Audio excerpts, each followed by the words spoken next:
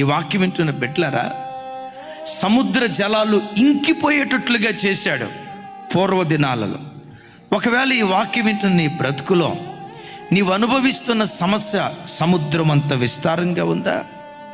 నువ్వు అనుభవిస్తున్నటువంటి దుఃఖం సముద్రంలో ఉన్న నీళ్లు కొలవలేనట్లుగా, నీవు అనుభవిస్తున్న వేదన, మానసిక కృంగుదల, గుండెల్లో ఉన్న ఆవేదన ఎవరికి చెప్పుకోవాలో అర్థం కాక నీ హృదయమే ఒక దుఃఖ సముద్రంగా ఉందేమో.